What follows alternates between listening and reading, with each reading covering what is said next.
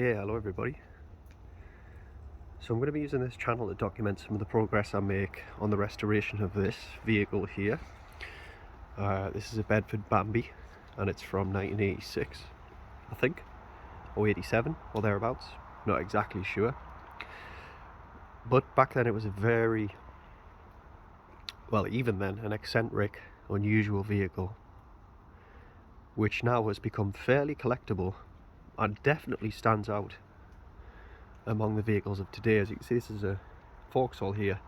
It's actually thinner than a Vauxhall Corsa, so it's a very, very slim vehicle.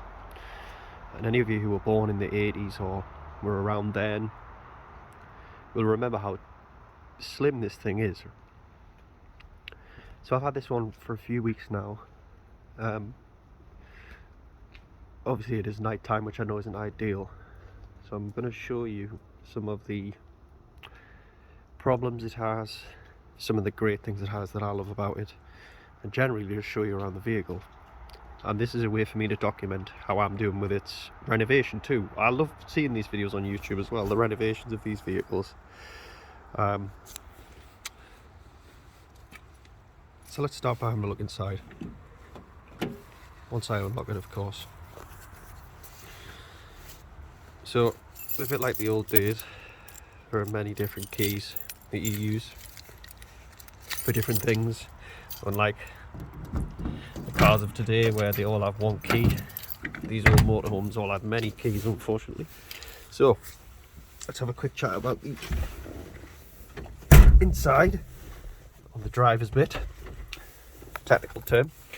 So as you can see here, cosmetically not the best actually. Good, but not the best. It is like a brown sort of plasticky vinyl thing, which I like. I actually do like it, I'll be honest. And that's just a piece of paper there that we don't need. And yeah, it's had some alterations made to it. There's a lot of stuff which is very original, like the glove box is there, which is great. The door panels are original. As you can see, there's a speaker grill missing from that one, which is something that can be sorted out. This is the heating unit down there, which is original. There's an ashtray which really dates it to the period that it's from. Interestingly, some of you watching this video may not even be old enough to recall these things, but it has a cassette player, which I can't... Oh, there we go. So yeah, there you go, look at that. Cassette, Bryan Adams. That's not mine, by the way, but not that I have anything against Bryan Adams, but yeah. This here, heating unit, of course, retro. Still basically carries out the same functions as you would get on any car today, which uses manual heating like this. But yeah, it looks very retro. I love the switches, the dials. Very, very cool. And here we have the dashboard. So we have oil temperature, speed and fuel.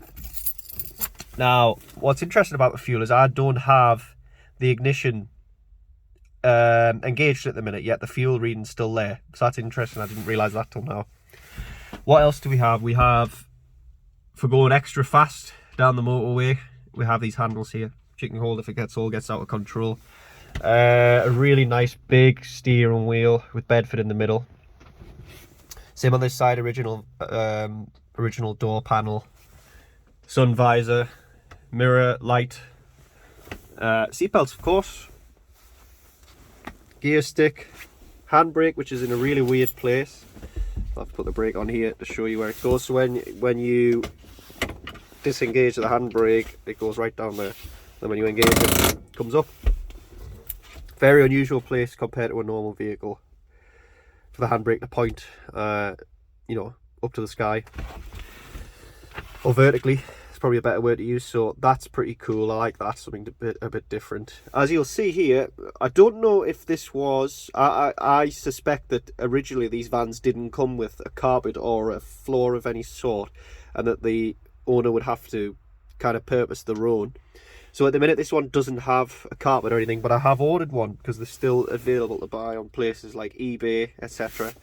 So I have got one coming here. There is a little bit of surface rust here, which doesn't look like anything serious actually, but it's something I am going to address, of course. Here's the seats. I think possibly original. In fact, I'm going to say I'm 90% sure they're original. Very, very of that time. If I can get the torch in the right place. Yeah, they're very of that time. The kind of, I don't know if they're real leather or not, but they have a very leathery feel about them. Usually seats are the first things to disintegrate. Or one of the more common things that disintegrate. So the seat that I'm currently sitting on, if I move over here and show you, that one has been reupholstered. So that's a good sign that it was looked after, really. As you can see here, the trim has been removed to carry out some repairs, so unfortunately it looks a bit, well, not that great is probably the best word I can use. So I would like to get the trim back on that. Not that it's not stopping the vehicle from carrying out any of its functions, but it would be nice to get it covered up. Bit messy down there, that's caused by me. Excuse me, with mud and rain and all that, so that's something that will just wipe off. And I'm trying to think if there's anything else interesting in here. No, I don't think there is, really. I don't think there is. I really like the interior in here. I mean, I know it's going to need some work to get it back to where it was, or to get it into a good condition, but I really like it. Some of the interesting things that the owner did, the previous owner, was they upgraded the wing mirrors and made them much larger, which is a great idea because your view is somewhat obscured by the sides of the van. So that was a really, really good decision, which has made it easier to drive. And I think as far as the interior goes, that may be all to show you in the front. Steering column, of course, right through the middle of the floor. The roof has some strange, I think probably that may have been glue that held a roof on, which is now not on there anymore. I probably would like to get a roof on there. It'll help with insulation and stuff like that. And I just want to point out here, everything electrically works as well. Everything's working. Lights, I'll come on to lights in a sec, but yeah, everything's working, so it's really, really nice. The electrical repairs that have been done down here are that, for some reason, the horn, which you would engage by using this, can't be fixed for some reason, so we've had to wire in a horn down there. When I say we, I mean the auto electrician who did it, because I wouldn't be able to do that. And likewise for the fog lights. By the way, I did this, labelled them, the electrician didn't, and I also cable tied that there so it was easier to use.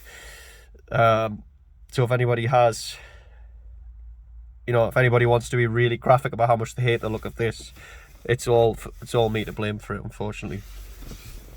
We have the, don't know the technical term, the thing where you plug it in to diagnose a fault. And this that was fitted by the electrician as well. Obviously I'm learning as I go along, so I don't even know what that is, but this is all part of the process, hopefully. I think it's some kind of fuse box, probably. Yeah. Of course, the windows are operated by a handle, not by electricity. Okay.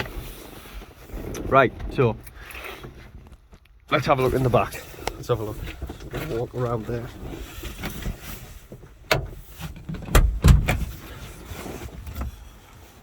Okay. Lock that up. Oh, yeah, we will come on to that in a sec, by the way. Okay. So, back door. This is really bad in the dark, isn't it? There you go. Back door. All looks pretty good, doesn't it? Bit of moss up there, but that's not a big problem. That'll come off. And new lights there. I've just had those fitted. Unfortunately, as I'm sure you'll probably guess, it's quite hard to get the original lights now unless you get them off an old one.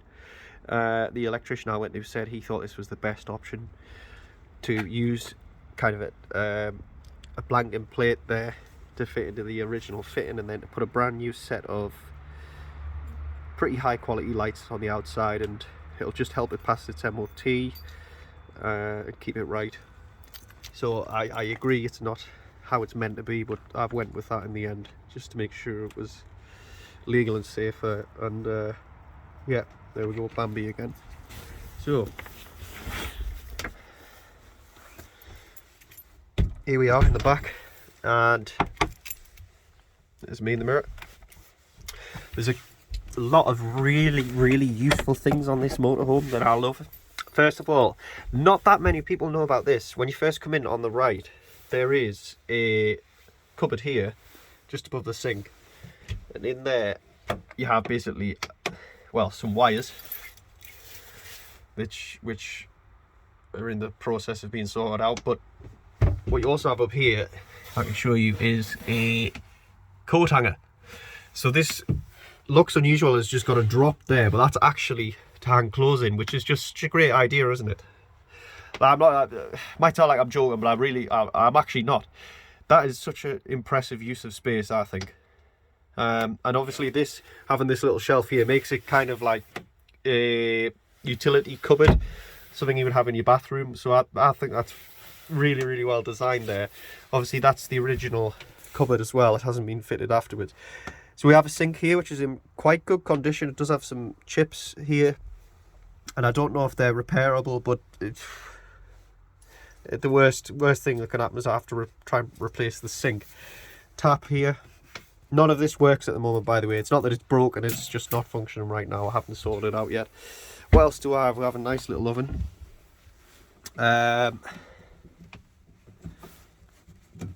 No sign of any gas. As far as I'm aware, it doesn't have a gas bottle in. It is tiled here a little bit, which is quite nice. It looks all right, doesn't it? But again, I think that's going to come off and something better go up, to be honest. Overhead cupboard here with, again, some more electrics in that I'm not entirely sure on their function yet, or what their functions are, to use better English. We have next drawer here for cutlery. I would believe that's a cutlery drawer. Bit dirty. Okay, down here, empty, dirty space at the moment. This, I would think, used to have a cupboard door, but it doesn't right now.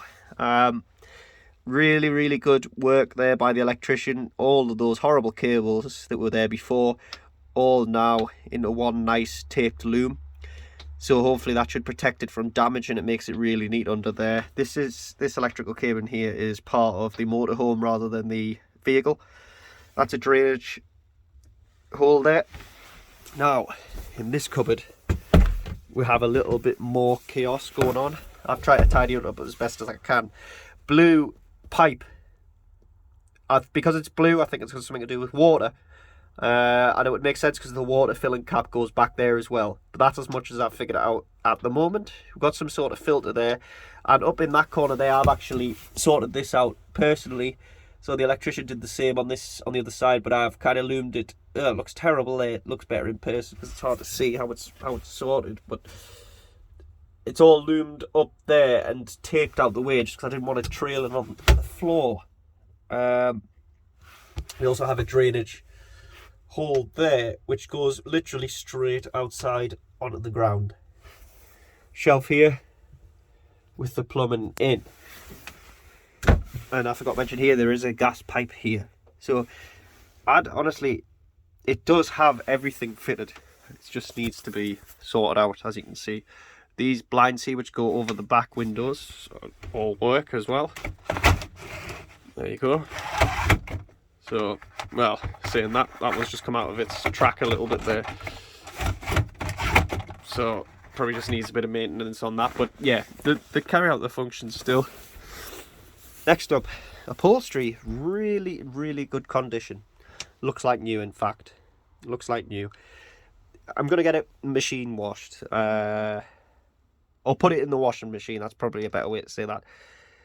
Just to, you know, just to have it in as good a condition as you can. Same, the upholstery on this side, really good too. Now, for anybody who isn't clued up on the Bedford Bambi, this is, well, probably the best way to describe it is it's a TARDIS vehicle. It looks tiny from the outside, but when you're in it, it's really comfortable and really quite big. I'm a 6 foot or just over 6 foot guy. and I can almost stand up in here, and it's really comfortable, and honestly I would not hesitate to sleep in it really. Okay, so under here we have storage, loads of storage. So it's the same on the side I'm sitting on as well. A lot of people put gas bottles and stuff like that in there, so loads of storage. Another one under that seat too. There's one under this seat, which is famously used for a portable toilet, which is not something I would ever want near me. Yeah, definitely not.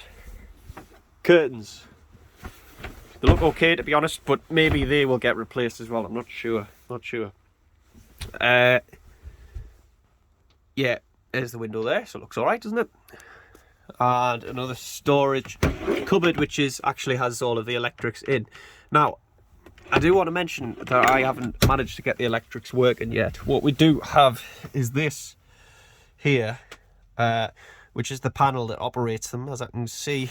So when I switch it on, nothing happens. It's reading the voltage though, so it's getting that reading from somewhere. Yeah, nothing happens. I don't know why. Maybe someone will, maybe someone will be able to tell me.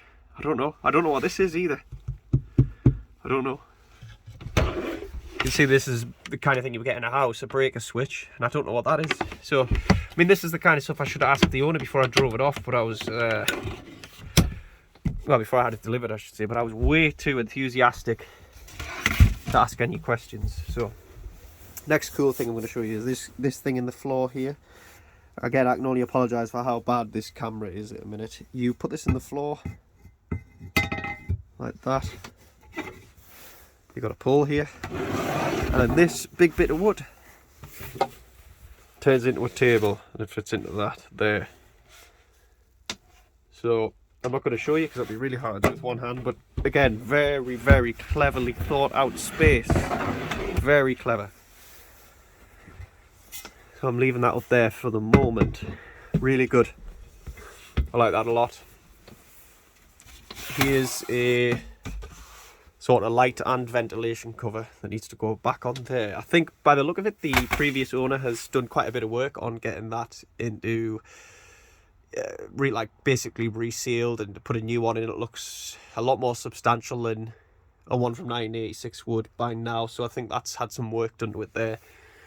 The roof is basically polystyrene, and that makes it quite hard to decorate, but I really want to decorate it because I hate the blue. Actually, I really don't like the blue.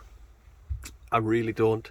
I want it to look a bit more modern and a bit more stylish, if that's the right word. So that's something that's going to be done there as well.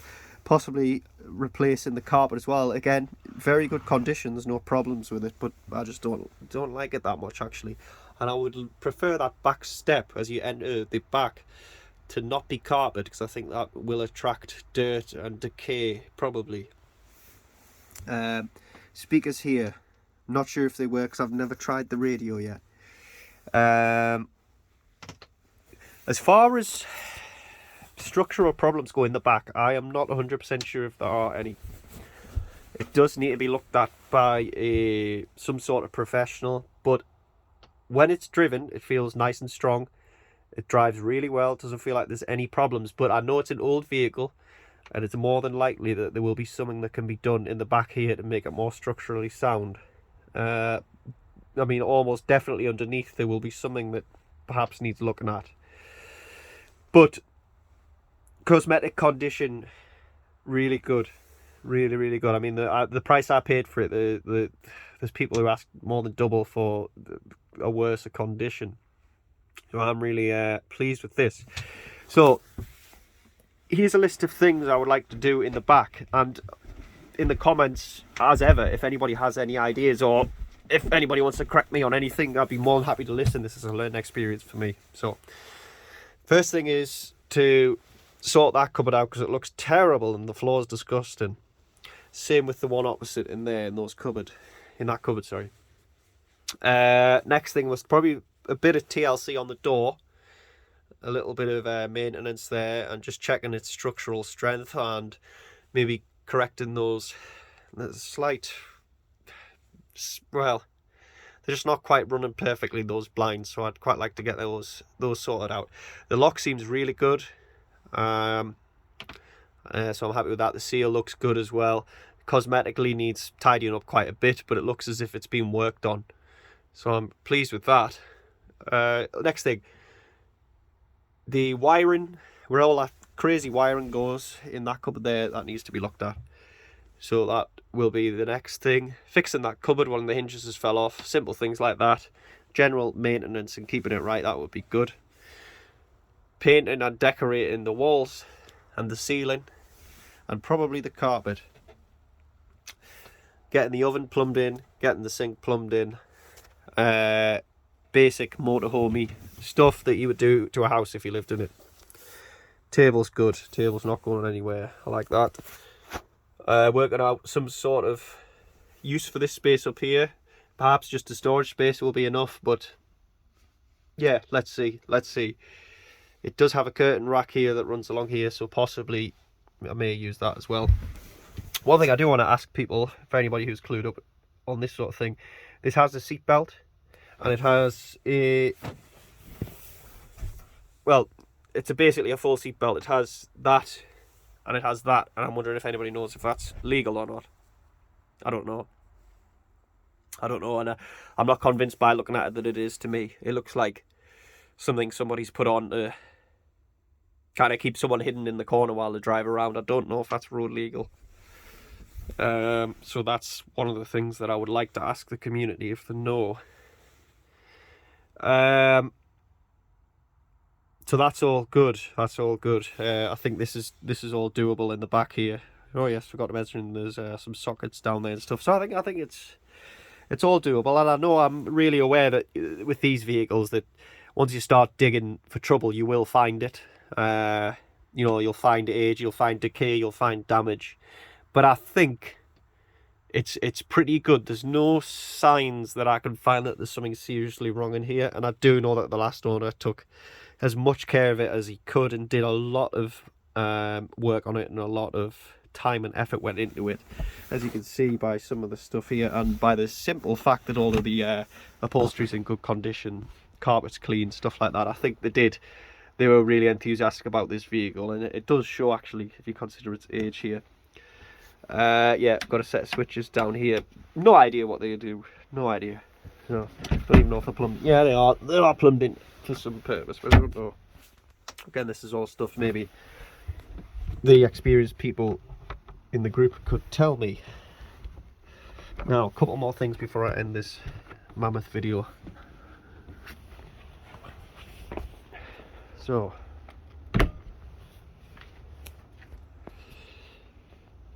things that really need doing on the outside. Obviously this. I don't know if you remember this from a few minutes ago. It probably looks a bit worse on the camera than it does in person, but definitely going to get that re-welded. I don't know if that's an MOT failure, but it's definitely going to be re-welded. Same with this. This here looks, it's hard to say. Definitely something I want to have sorted out. It looks okay, but not great. That's the only way I can describe it, really.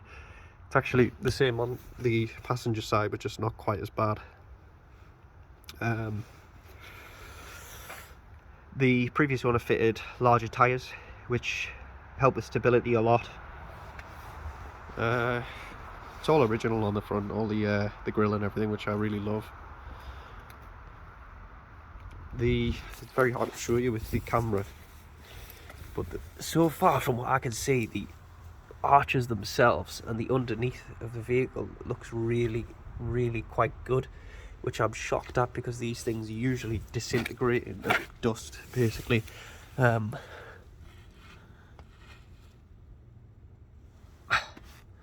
hard to say, isn't it, because I'm not an expert, but it looks a lot better than I thought, if I'm honest. But again, it's a job for a mechanic. I don't know the answers.